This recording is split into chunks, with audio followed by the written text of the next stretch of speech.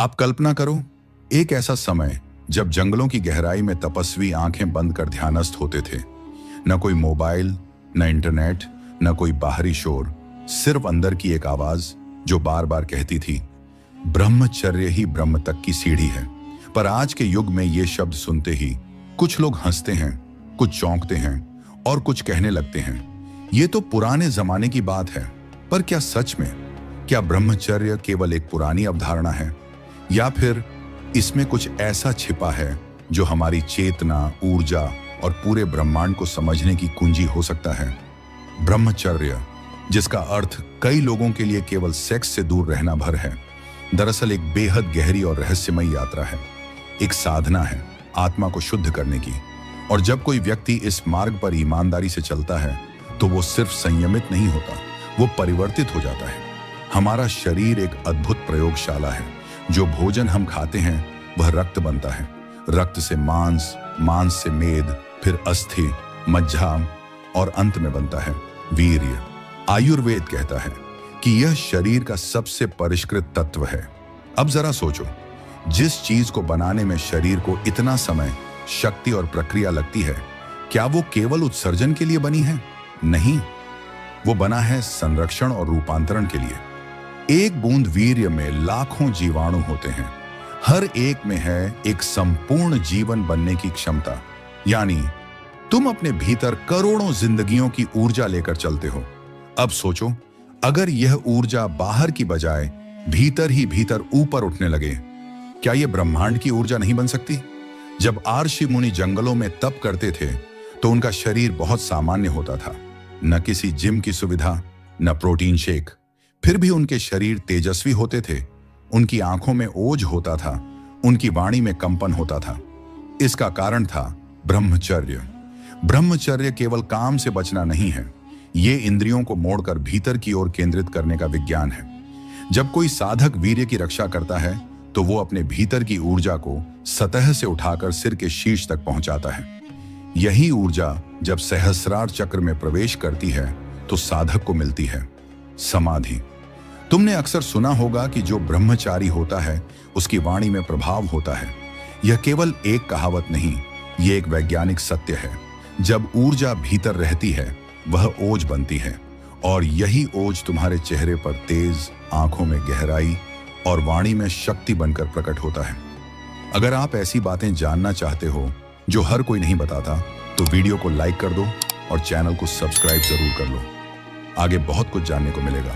स्वामी विवेकानंद ने कहा था, ब्रह्मचर्य का पालन किए बिना कोई भी महापुरुष नहीं बन सकता।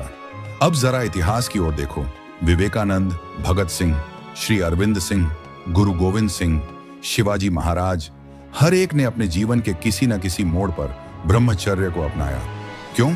क्योंकि उन्हें पता था कि यह केवल संयम नहीं, यह है आत्म परमात्मा की सीधी कड़ी। आजकल की दुनिया हमें बताती है, खुद को मत रोको, live freely, pleasure is power. लेकिन असली शक्ति कभी भी बाहरी सुख से नहीं आई। असली शक्ति आती है जब तुम खुद को रोक सकते हो, जब तुम इच्छाओं को अपने अधीन कर सकते हो। ब्रह्मचर्य यही सिखाता है, कामना को दबाओ नहीं, उसे करुणा में बदलो। इच्छा को मारो नहीं, उसे ध्यान में परिवर्तित करो। यही कारण है कि सभी योग ग्रंथों में ब्रह्मचर्य को पहला कदम बताया गया है। योग सूत्र में महर्षि पतंजलि कहते हैं, ब्रह्मचर्य प्रतिष्ठाया वीर्य लाभा। जब ब्रह्मचर्य पूर्ण होता है तो वीर्य की शक्ति रूपांतरित हो जाती है। इसका अर्थ केवल शारीरिक शक्ति नहीं है, यह मानसिक, भावनात्मक और आध्यात्मिक ऊर्जा की बात है। ब्रह्मचर्य में जब ऊर्जा नीचे गिरती नहीं तो ऊपर उठती है, मूलाधार से लेकर सहस्रार तक। साधारण मनुष्य की ऊर्जा नीचे की ओर बहती है। वह आंखों से देखकर ललचाता है, मन से कल्पना करता है और शरीर से उसका अनुसरण करता है। पर एक साधक, वह देखता है लेकिन विकर्षित नहीं होता। उसका मन विचार करता है लेकिन नियंत्रित रहता है। उसका शरीर आज्ञाकारी होता है, अधीन होता है उसकी आत्मा के। यही होता है सच्चा ब्रह्मचारी। अब एक प्रश्न उठता है, क्या हर कोई ब्रह्मचर्य का पालन कर सकता है? उत्तर है हाँ, लेकिन उसकी राह आसान नहीं। ब्रह्मचर्य कोई पलायन नहीं, यह युद्ध है, आंतरिक युद्ध। हर रात जब विचार आते हैं, हर दिन जब मोह तुम्हें घेरे, हर बार जब तुम्हारा मन कहे चलो एक बार देख लेते हैं, तो उसी क्षण अगर तुम कह सको नहीं मैं साधक हूं, तो वही क्षण तुम्हें बदलना शुरू कर देगा। और यही पहले भाग की मूल सीख है।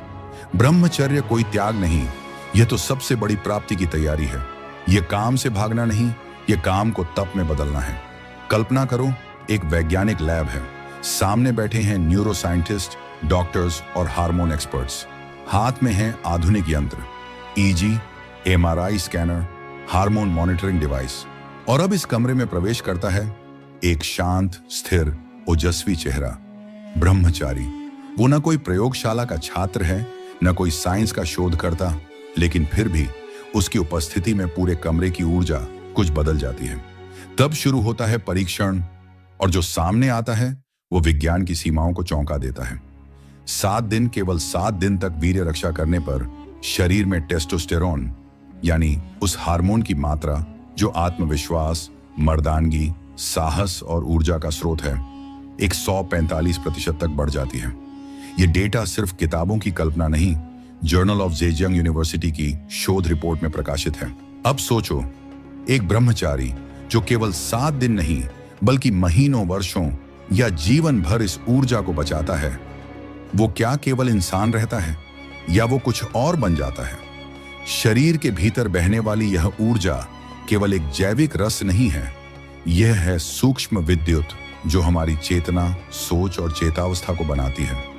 विज्ञान कहता है कि जब कोई व्यक्ति ब्रह्मचर्य का पालन करता है, तब उसके मस्तिष्क में डोपामिन का संतुलन सुधरता है। डोपामिन वही रसायन है जो हमें तात्कालिक सुख देता है, जैसे शॉर्ट वीडियो, अश्लील दृश्य या त्वरित उत्तेजना। लेकिन जब यह डोपामिन अत्यधिक सक्रिय हो जाता है, तो दिमाग अपना नियंत्रण खोने लगता है, ध्यान भटकता है, फोकस टूटता है, व्यक्ति में निर्बलता, चिड़चिड़ापन और लो कॉन्फिडेंस पैदा होता है। अब समझो, ब्रह्मचर्य क्या करता है? वह डोपामिन के ओवर कंजम्पशन को रोकता है।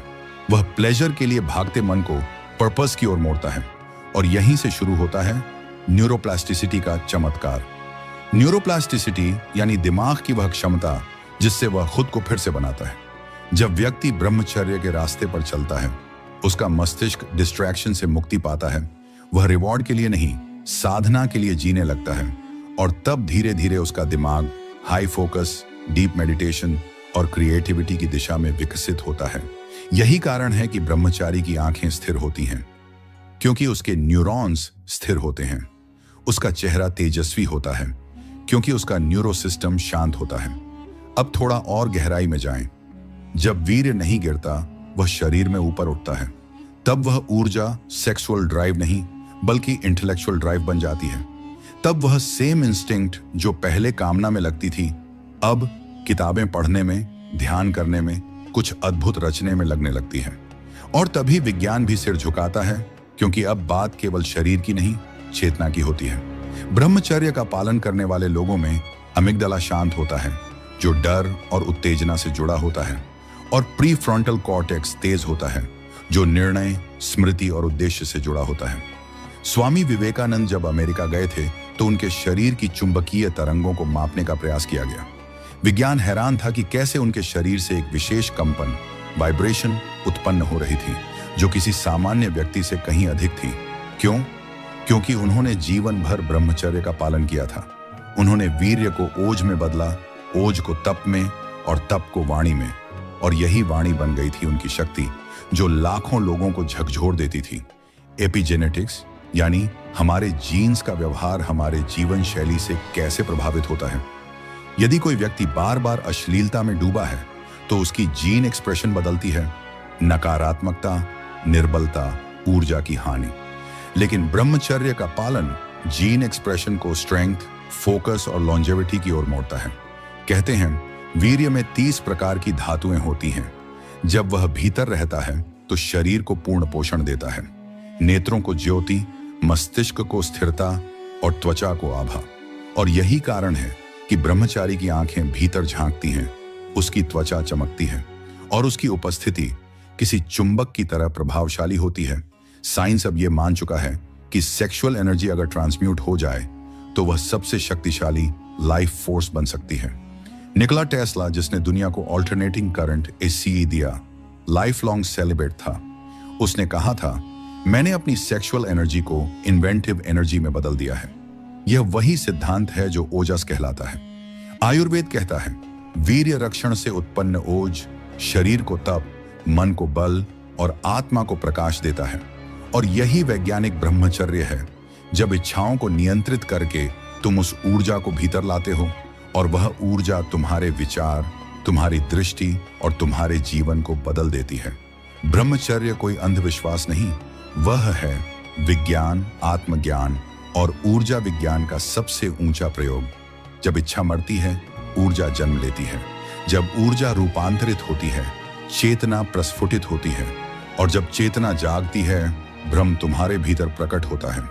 अगर अब तक की बातों में आपको कुछ सीखने को मिल रहा है तो एक बार लाइक जरूर कर देना, और अगर सब्सक्राइब नहीं किया तो कर लो, ताकि अगला पार्ट मिस ना हो जाए। अब हम उस रहस्य के भीतर प्रवेश करते हैं जिसकी चर्चा केवल गुरुओं और गंभीर साधकों के मध्य होती है।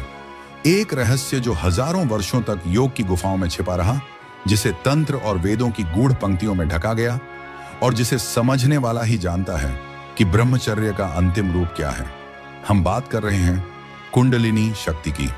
प्राचीन योग शास्त्र कहते हैं कि प्रत्येक मानव के शरीर में एक सुप्त शक्ति सोई होती है, जो मूलाधार स्पाइन के सबसे नीचे में कुंडली मारे बैठी है।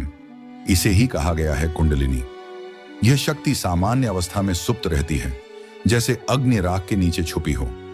पर जब साधक ब्रह्मचर्य की अग्नि में तपता है, ध्यान और मंत्रों की आहुति देता है, तब यह शक्ति जागृत होती है। पर कुंडलिनी यूं ही नहीं जागती। इसके लिए चाहिए संयम, ध्यान, नाड़ी शुद्धि और सबसे महत्वपूर्ण वीर्य की रक्षा। क्योंकि वही ऊर्जा जो नीचे गिरकर शारीरिक सुख बन जाती है, वही ऊर्जा ऊपर चढ़कर आध्यात्मिक प्रकाश बन सकती है। कल्पना करो कि तुम्हारा शरीर एक ऊर्ध्वगामी जलप्रपात है।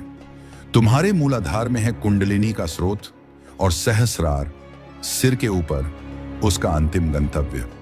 इन दोनों के बीच हैं 7 चक्र, 7 दरवाजे, जिनसे ऊर्जा को गुजरना होता है। हर चक्र एक नई चेतना खोलता है, हर चक्र एक नया आयाम। मूलाधार चक्र अस्तित्व और सुरक्षा, स्वाधिष्ठान चक्र कामना और भावना, मणिपुर चक्र इच्छा और आत्मबल, अनाहत चक्र प्रेम और करुणा, विशुद्धि चक्र अभिव्यक्ति और सत्य, आज्ञा चक्र अंतर्ज्ञान और दृष्टि, सहस्रार चक्र ब्रह्मांडीय एकत्व। जब ब्रह्मचर्य के द्वारा वीर्य की शक्ति नीचे नहीं गिरती, तो वह इसी मार्ग से ऊपर उठने लगती है। इस यात्रा को ऊर्जा का रूपांतरण, ट्रांसम्यूटेशन कहा गया है। और यह रूपांतरण संभव होता है जब साधक अपनी काम शक्ति को इच्छा शक्ति में, इच्छा शक्ति को ध्यान शक्ति में और ध्यान शक्ति को आत्म शक्ति में परिवर्तित कर लेता है। बहुत लोग सोचते हैं ब्रह्मचर्य केवल संयम है, लेकिन सच्चा ब्रह्मचर्य तब होता है जब वह शक्ति भीतर जागती है और आज्ञा चक्र तक पहुंचती है। तब व्यक्ति को होने लगता है आत्मा की झलक, ब्रह्मांडीय संकेतों की अनुभूति और कालातीत चेतना की अनुभूति। योग, निद्रा और तंत्र साधना के पुराने ग्रंथ कहते हैं, जब वीर्य नहीं गिरता और भीतर उठता है तो वह अमृत बनता है। जब वह सहस्रार तक पहुंचता है तो साधक अमृता की अनुभूति करता है। अब सवाल उठता है, क्या यह केवल कल्पना है? तो उत्तर में आते हैं आधुनिक विज्ञान के संकेत। DMT यानी डाइमेथिलट्रिप्टामाइन, जिसे स्पिरिट मॉलिक्यूल कहा जाता है, वह रसायन जो शरीर के पाइनल ग्लैंड से निकलता है। जब व्यक्ति अत्यधिक ध्यान, तप और ब्रह्मचर्य की साधना करता है तो शरीर इस DMT को सक्रिय करता है। तब साधक को होते हैं दिव्य दर्शन, चेतना की नई अवस्थाएं और ब्रह्मांड से जुड़ने के अनुभव। क्या यह वही अनुभव नहीं है जिसे ऋषियों ने समाधि कहा? क्या यह वही अवस्था नहीं जिसमें बुद्ध ने ज्ञान प्राप्त किया या फिर महावीर ने कैवल्य? सभी महापुरुषों ने एक बात कही, ब्रह्मचर्य के बिना आत्मज्ञान असंभव है। इसलिए कुंडलिनी जागरण केवल कोई रहस्यमय यौगिक प्रक्रिया नहीं, वह है ब्रह्मचर्य की चरम अवस्था, जब साधक शरीर नहीं केवल चेतना बन जाता है। यहां एक और गूढ़ तत्व आता है, नाड़ी तंत्र।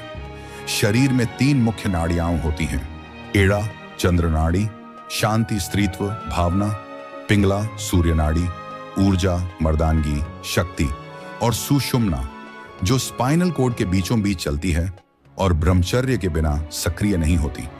जब ब्रह्मचर्य से शक्ति भीतर बचाई जाती है, जब ध्यान से मन नियंत्रित होता है, तब धीरे धीरे सुषुम्ना नाड़ी जागृत होती है और यही नाड़ी है कुंडलिनी का राजपट।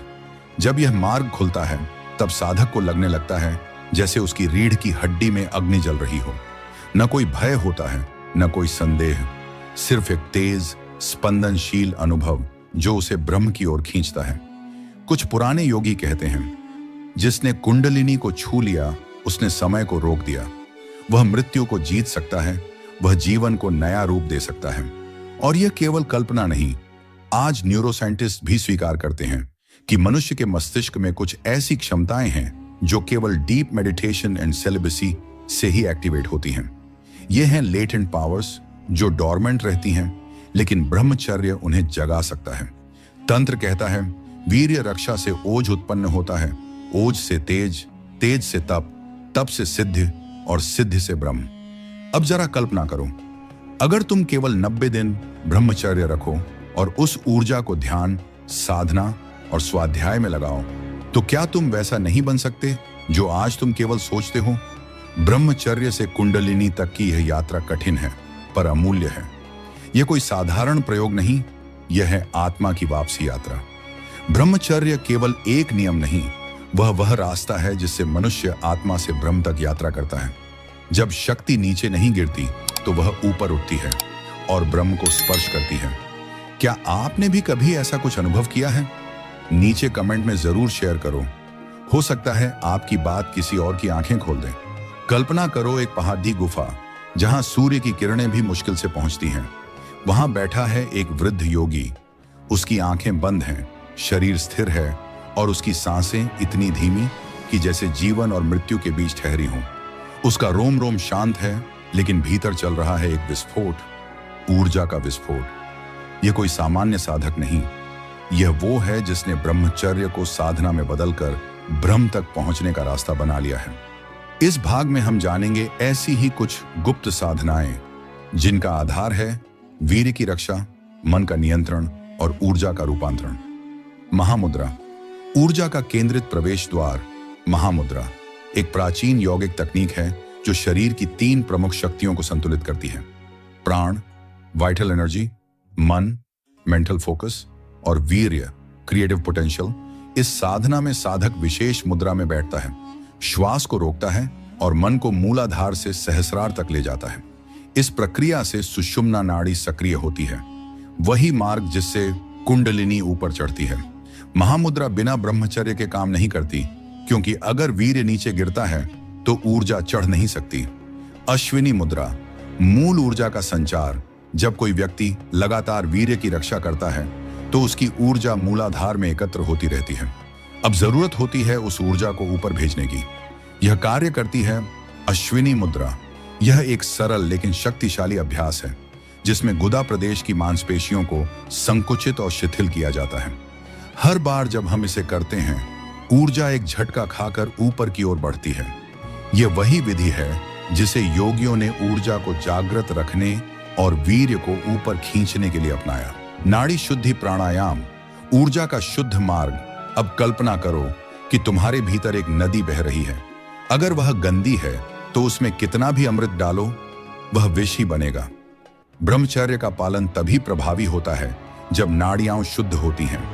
नाड़ी शुद्धि प्राणायाम या ऑल्टरनेट नॉस्ट्रल ब्रीदिंग वह प्रक्रिया है जो बाईं एडा और दाईं पिंगला नाड़ियों को संतुलित करती है, मन को स्थिर करती है और अंततः सुषुम्ना को सक्रिय करती है। योग शास्त्र कहता है, सुषुम्ना जब तक प्रवाहित नहीं होती तब तक ब्रह्मचर्य केवल एक प्रयास है। मंत्र साधना, ध्वनि से शक्ति का आह्वान। अब एक और गूढ़ रहस्य, ध्वनि केवल शब्द नहीं है, वह है ऊर्जा का कंपन। प्राचीन योगियों ने इस कंपन को साधने के लिए बीज मंत्र की खोज की, जैसे ओम, ह्रीं, क्लीं, श्रीं। हर बीज मंत्र एक विशेष चक्र को जगाता है। जब कोई ब्रह्मचारी अपनी ऊर्जा को इन मंत्रों के साथ जोड़ता है तो वह चेतना को खोलता है, चक्रों को सक्रिय करता है और ब्रह्मांड से सामंजस्य स्थापित करता है। ध्यान की अग्नि, जहां इच्छाएं जलती हैं। अब बात आती है ध्यान की। सभी विधियां तभी सफल होती हैं जब अंततः साधक ध्यान में उतरता है। ध्यान वो अग्नि है जिसमें कामनाएं जलती हैं, मन पिघलता है और आत्मा निखरती है। परंतु ध्यान तभी गहराता है जब भीतर की शक्ति संयमित हो। ब्रह्मचर्य उस ध्यान को ऐसा स्थिर बना देता है कि एक बार मन भीतर गया तो फिर बाहर लौटने की इच्छा नहीं रहती। दक्षिण भारत के एक आश्रम में एक 16 वर्ष का बालक आया। उसने कहा, मैं ब्रह्म ज्ञान चाहता हूं। गुरु ने पूछा, क्या तुम ब्रह्मचर्य का पालन करोगे? बालक ने कहा, जी हां। गुरु ने कहा, अच्छा, तो सबसे पहले 12 वर्ष तक केवल मौन साधना करो, भोजन सीमित करो और वीर्य की रक्षा करो। 12 वर्ष बाद जब वह युवक लौटा तो उसका चेहरा किसी तपस्वी की तरह चमक रहा था। उसके मुख से शब्द नहीं, शक्ति निकल रही थी। वही बालक आगे चलकर बना महायोगी रामलिंग स्वामी, जिसने बिना मृत्यु के अपना शरीर छोड़ दिया था। कहा जाता है वह ब्रह्मचर्य के बल पर इतना सूक्ष्म बन गया कि उसका शरीर प्रकाश में विलीन हो गया। अब सवाल उठता है, क्या यह केवल संतों के लिए है? नहीं, यह हर उस व्यक्ति के लिए है जो जीवन में ऊर्जा चाहता है, जो सृजन करना चाहता है, जो ब्रह्मांड के साथ जुड़ना चाहता है। ब्रह्मचर्य कोई पलायन नहीं, यह है ऊर्जा का प्रबंधन। यह केवल सेक्स न करना नहीं, बल्कि सेक्स को समझना और उसे शक्ति में बदलना है। आधुनिक विज्ञान कहता है कि हर व्यक्ति के पास आइंस्टाइन लेवल की क्रिएटिविटी हो सकती है अगर उसकी सेक्सुअल एनर्जी को ट्रांसम्यूट कर दिया जाए। तो सोचो, अगर तुम 90 दिन ब्रह्मचर्य का पालन करो, ध्यान करो, अश्विनी मुद्रा और प्राणायाम करो और हर दिन अपने लक्ष्य के लिए तप करो, तो क्या तुम भी असंभव को संभव नहीं बना सकते? ब्रह्मचर्य एक शक्ति है, लेकिन साधना के बिना वह केवल एक बंधन बन जाती है। जब उस शक्ति को सही दिशा दो तो तुम केवल मानव नहीं रहते, तुम ब्रह्म के दूत बन जाते हो। कहते हैं कि जब तुम पूरी तरह ब्रह्मचर्य को आत्मसात कर लेते हो तो ब्रह्मांड तुम्हारे सामने झुकने लगता है। तुम्हारे संकल्प में इतनी शक्ति आ जाती है कि जो तुम सोचते हो वो घटने लगता है, जो तुम कल्पना करते हो वो आकार लेने लगता है। यह कोई कोरी कल्पना नहीं, यह है सिद्धियों की भूमि, जिसे योग और तंत्र में अष्ट सिद्धियां कहा गया है। अष्ट सिद्धियां क्या हैं? योग शास्त्र और हठ योग के ग्रंथों के अनुसार पूर्ण ब्रह्मचर्य पालन से साधक में जागती हैं 8 महाशक्तियां। अणिमा, स्वयं को अणु जितना छोटा कर लेना। महिमा, स्वयं को विशाल बना लेना। लघिमा, शरीर को भारहीन कर लेना। गर्विमा, शरीर को इतना भारी बना देना कि कोई हिला न सके। प्राप्ति, मनचाहा वस्तु प्राप्त करना। प्राकाम्य, इच्छाओं की तुरंत पूर्ति। ईशित्व, सृष्टि पर नियंत्रण। वश्यत्व, दूसरों पर प्रभाव और नियंत्रण। अब प्रश्न यह है, क्या यह सब सचमुच होता है? अगर तुम पुरातन ग्रंथों को पढ़ो, अगर तुम योगियों और तपस्वियों के जीवन को देखो, तो तुम्हें इनके संकेत मिलेंगे, सिर्फ कहानियों में नहीं, वास्तविक अनुभवों में। आधुनिक विज्ञान और ब्रह्मचर्य की सिद्धियां। आधुनिक न्यूरोसाइंस कहता है कि मानव मस्तिष्क का केवल 5 से 10% ही सामान्य जीवन में सक्रिय रहता है, परंतु जो व्यक्ति ब्रह्मचर्य का पालन करता है, ध्यान करता है, उसका पिनियल ग्लैंड और फ्रंटल लोब ज्यादा सक्रिय हो जाते हैं।